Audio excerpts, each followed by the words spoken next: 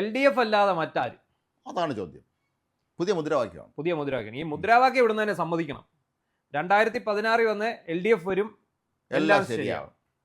ഇപ്പോൾ വന്നിരിക്കുന്നത്, കഴിഞ്ഞ തവണ വന്നത് ഉറപ്പാണ് LDF. അവർ ഉറപ്പിച്ചു. ഇത്തവണ LDF അല്ലാതെ ഞങ്ങൾ, അല്ലെങ്കിൽ പിന്നെ ആരുടെ അതില്ല. സാമ്പ്രാണിത്തിരിയുടെ പരസ്യത്തിൽ പറയുന്ന പോലെ ദൈവം ഇല്ലെങ്കിലോ എന്ന് പറഞ്ഞ പോലെ LDF ഇല്ലെങ്കിലോ ഇവിടെ എന്ത് സംഭവിക്കുമെന്ന് നോക്കാൻ ഈ ജനത്തിനൊരു അവസരം അവർ കൊടുക്കുന്നില്ല. ഈ LDF നിങ്ങൾ ഇല്ലായിരുന്നുവെങ്കിൽ നിശ്ചയം ശൂന്യം ഈ ലോകം എന്താ പറയാൻ കഴിയും.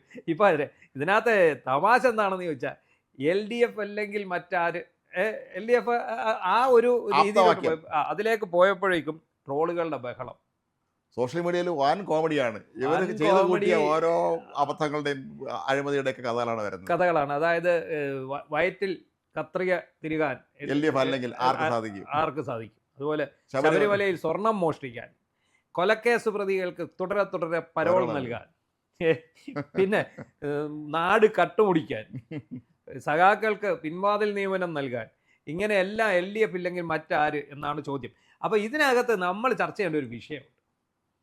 ശബരിമല സ്വർണ്ണമോഷണം എവിടെ? ആഗോള അയ്യപ്പ സംഗമത്തിലെ അഴിമതി എവിടെ?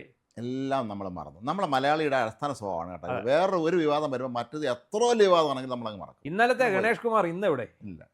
എല്ലാവരും. പക്ഷേ ഇതിനകത്ത് നമ്മൾ സീരിയസ് ആയിട്ട് ചർച്ച ചെയ്യേണ്ട ഒരു കാര്യമാണ് ശബരിമല സ്വർണ്ണ മോഷണത്തിന്റെ ഗതി. അത് സത്യത്തിൽ ചാരക്കേസ് പോലൊരു കേസായിരുന്നു എന്നുള്ളൊരു സംശയത്തിലേക്കല്ലയോ പോകുന്നത്? അതെ, കാരണം യാതൊരു തെളിവുകളും കയ്യിലില്ല. അത് എല്ലാവരും കൂടെ ഇറങ്ങി അങ്ങ് ഓരോ പ്രഖ്യാപനം നടത്തി, കുറേ പേരെ പിടിച്ച് ജയിലിലിട്ടു. അവസാനം ഇത് എന്താണ് സംഭവിച്ചത് ദൈവത്തിന് മാത്രമേ അറിയാവൂ, അദ്ദേഹത്തിന് മാത്രമേ അറിയാവുള്ളൂ. ഇത് സത്യത്തിൽ പോലീസിന് വലിയ പിഴവ് പറ്റിയിട്ടുണ്ടെന്ന് തോന്നുന്നു.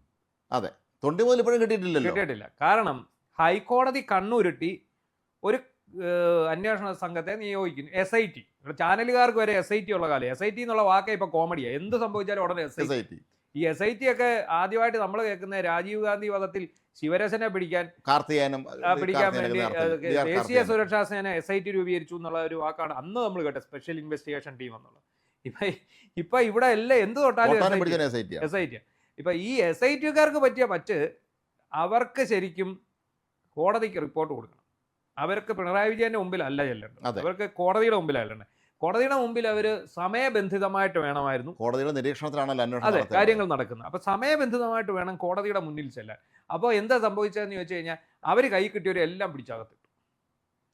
2 പേരുടെ അറസ്റ്റ് അതിനകത്ത് വിമർശിക്കപ്പെട്ടു. തന്ത്രിയുടെയും വേറെ ഒരു ദേവസ്വം ജീവനക്കാരൻ, അദ്ദേഹത്തിന്റെ പേര് സുരേഷ് ബാബു എന്ന് മറ്റോ ഞാൻ ഓർക്കുന്നു. അദ്ദേഹത്തിന് ഒരാഴ്ച കഴിഞ്ഞപ്പോൾ ജാമ്യം കിട്ടി.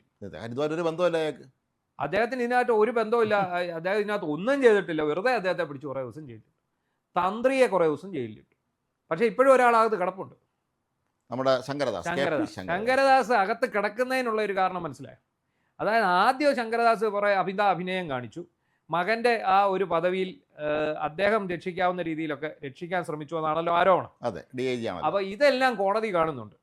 അപ്പം ശങ്കരദാസ് ഇപ്പോഴും ആ ജാമ്യാപേക്ഷ ചോദിച്ചു. അതെ, ഇപ്പോഴും അതുകൊണ്ട് തന്നെ ആവണം ഒരു പക്ഷേ ശങ്കരദാസിന് ജാമ്യം കിട്ടാതെ. ബാക്കി എല്ലാവരും ഇറങ്ങിയല്ലോ. N. വാസു ഇറങ്ങി, മുരാരി ഇറങ്ങി, പപ്പേട്ടനും അവസാനം ഇറങ്ങിയിട്ടുണ്ട്. പപ്പേട്ടന്റെ പേര് ഈ CPM-ന്റെ അവിടുത്തെ വാട്സപ്പ്, നിങ്ങളുടെ ജില്ലയിൽ ഒഴിവാക്കി. അദ്ദേഹം വിശ്രമ ജീവിതത്തിലാണെന്നാണ് ഇന്നത്തെ വാർത്ത. അപ്പോൾ അദ്ദേഹം ആറന്മുളയിലെ വീട്ടിൽ വിശ്രമിക്കുന്നു. അപ്പം നമ്മൾ ഈ ശബരിമല സ്വർണ്ണപ്പാളിയും ഇതിൽ നിന്ന് സ്വർണം മോഷ്ടിച്ചു എന്ന് പറയുന്ന ആ ഒരു ആരോപണവും ഇതുവരെ തെളിയിക്കപ്പെട്ടിട്ടില്ല. അത് തെളിയിക്കപ്പെട്ടിട്ടില്ലെന്ന് മാത്രമല്ല, അതിനെക്കുറിച്ച് ഇപ്പോൾ UDF മിണ്ടുന്നില്ല. UDF അല്ലെങ്കിൽ എന്തിനെക്കുറിച്ചാണ് മിണ്ടുന്നത്? ഒന്നും മിണ്ടാറില്ലല്ലോ. ഇത്രയും കേരളത്തിൽ വലിയ ഇഷ്യൂ കത്തി നിൽക്കുമ്പോൾ ഗണേഷ് കുമാർ വിഷയത്തിൽ പോലെ ആ പടം വീഡിയോ സൈസ് ഒരു പ്രസ്ഥാനം നടത്തി അങ്ങ് തീർന്നു. അത്രയേ ഉള്ളൂ. അപ്പോൾ പിന്നെ അത് നിങ്ങളിൽ പാപം ചെയ്യാത്തവർ കല്ലെറിയട്ടെ എന്നെങ്ങാണ്ട് പലരും പറയുന്നുണ്ട്. അതുകൊണ്ടാണ് തോന്നുന്നു UDF ഇറങ്ങാം. അതാണ് ഒരു പ്രശ്നമുള്ളത്. ആ നേതാക്കന്മാരുടെ കഥകൾ വരാൻ തുടങ്ങിയാൽ പിന്നെ അതിന് സമയം കാണും. അത് മാങ്കൂട്ടം പറഞ്ഞിട്ടുണ്ട്. മാങ്കൂട്ടത്തിൻ്റെ ഭംഗിയായ സൂചന ഉണ്ടായിരുന്നു. എന്നെ മാത്രം പിടിക്കാൻ വരുമ്പോൾ നിങ്ങൾ ആരെയും കൂടെ നോക്കിക്കോളും, സ്വന്തം പാർട്ടിയിലെ നേതാക്കന്മാർ അത്ര മോശക്കാരല്ല എന്ന് സൂചന ഉണ്ടായിരുന്നു. ഇപ്പോൾ നിലവിൽ ഈ ശബരിമല സ്വർണ്ണക്കൊള്ള സംബന്ധിച്ച വാർത്തകൾക്ക് ചാനലുകളും പ്രാധാന്യം കൊടുക്കുന്നില്ല. വാർത്തയെ വരുന്നില്ല. ആരും വാർത്തയെ സംബന്ധിച്ച് ഒന്നും കേൾക്കാനില്ല. ഇടയ്ക്കൊക്കെ ഇപ്പോൾ ഒരു സിംഗിൾ കോളത്തിലേക്ക് ഒതുങ്ങി, ശങ്കരദാസിന് ജാമ്യം നിഷേധിച്ചു എന്നൊക്കെ ഒരു വാർത്ത സിംഗിൾ കോളത്തിൽ ഒതുങ്ങി. ശരിക്കും ശബരിമലയിൽ ഈ സ്വർണ്ണപ്പാളി വിവാദം അത് ആഗോള അയ്യപ്പ സംഗമത്തിന് ശേഷമാണല്ലോ ഉയർന്നു വരുന്നത്. ഉയർന്നു വന്നിട്ട് പിന്നീടുള്ളതെല്ലാം വളരെ പെട്ടെന്നുള്ള നീക്കങ്ങളായിരുന്നു. പിന്നീട് നടന്നതെല്ലാം വളരെ പെട്ടെന്നുള്ള നീക്കങ്ങളായിരുന്നു. അപ്പോൾ ഓരോന്നിനും അമിതമായ പ്രാധാന്യമാണ് ഇവിടുത്തെ വാർത്താമാധ്യമങ്ങളിൽ കിട്ടിയത്. ഈ പറയുന്ന ശബരിമല സ്വർണ്ണക്കൊള്ളയുമായിട്ട് അടൂർ പ്രകാശിനെയും ആന്റോ ആന്റണിയെയും ബന്ധിപ്പിക്കാനൊരു നീക്കം നടന്നു. അടൂർ പ്രകാശ് നേരിട്ട് SITയുടെ മുമ്പിൽ ഹാജരായി മാന്യമായ അദ്ദേഹം വന്ന് മാധ്യമങ്ങളെ കണ്ടു. അതോടുകൂടി സോണിയാഗാന്ധിയും അടൂർ പ്രകാശും ആന്റോ ആന്റണിയും LDFന്റെ ലിസ്റ്റിൽ നിന്ന് ഔട്ടായി. പിന്നെ അതേക്കുറിച്ച് ഇവിടെ ഒരു നേതാവ്, നേരത്തെ MV ഗോവിന്ദൻ വന്നൊരു പുച്ചച്ചിരിയൊക്കെ ചിരിച്ച് ശിവൻകുട്ടിക്ക് പിന്നെ ഇതേ ഉള്ളായിരുന്നു നേരം, ഇതൊക്കെ പറഞ്ഞുകൊണ്ടിരുന്ന ആ പരിപാടി അവിടെ ക്ലോസ് ചെയ്തു. അതിൻ്റെ തൊട്ട് പുറകെ ഇപ്പം ശബരിമല സ്വർണ്ണക്കൊള്ള, സ്വർണ്ണ മോഷണം നമ്മുടെ മാധ്യമങ്ങളിൽ നിന്ന് അപ്രത്യക്ഷമായി. SIT ഉണ്ടോ അതോ പിരിച്ചുവിട്ടോ ഒന്നും ആർക്കും അറിഞ്ഞു. മാത്രമല്ല ഈ ജയിലിൽ അറസ്റ്റിലായ ജയിലിൽ കിടന്ന ആളെല്ലാം വെളിയിറങ്ങി അവരിപ്പോൾ സ്വസ്ഥമായി ജീവിക്കുകയാണല്ലോ. അതെ. അപ്പോൾ ഈ വിവാദങ്ങൾക്ക് ഒരു നൈമിഷികമായ ആയുസ് മാത്രമാണ്. സത്യമാണ് കേട്ടോ. നമ്മൾ കേരളത്തിനെ കുറിച്ച് നമ്മൾ നേരത്തെ പറഞ്ഞാൽ ചിന്തിക്കുമ്പോൾ ഇവിടെ എന്ത് സംഭവം ഉണ്ടായാലും കുറേ ദിവസം വളരെ കത്തിക്കുന്ന വിഷയങ്ങൾ നമ്മൾ ഒറ്റയടി അങ്ങ് മറക്കുകയാണ്. വേറെ വിഷയം വരുമ്പോൾ അതങ്ങ് മറന്നുപോയാണ് നമ്മൾ. പിന്നെ പക്ഷെ ഇതിനൊക്കെ മുകളിൽ കത്തി നിന്ന ഒരു സംഭവമാണ് ഈ സ്വർണ്ണക്കൊള്ളയെന്ന് ഓർത്തു. ആണല്ലോ. എത്ര 3 മാസത്തോളം ഇത് ലൈവായിട്ട് നിന്ന ഒരു കാര്യം. മാത്രം തദ്ദേശ ഭരണ തെരഞ്ഞെടുപ്പിൽ LDFന് വലിയതുപോലെ തിരിച്ചടിയാക്കാനൊക്കെ തന്നെ കാരണമായതെന്നാണ്. ഇത് തന്നെ അസംബ്ലിയിലും ചർച്ചയാകുമെന്നാണ് കരുതിയിരുന്നത്. അപ്പോൾ അതിനെ ചെറുക്കാൻ വേണ്ടിയാണ് ഇവർ സോണിയാഗാന്ധിയെ കൊണ്ടുവന്നത്. സോണിയാഗാന്ധിയും ഈ പോറ്റിയും തമ്മിലുള്ള ബന്ധം എന്താണെന്ന് അന്വേഷിക്കണമെന്നൊക്കെ പറഞ്ഞ് അതിനു വേണ്ടി കൊണ്ടുവന്നതാണ്. അത് ചീറ്റിപ്പോയി.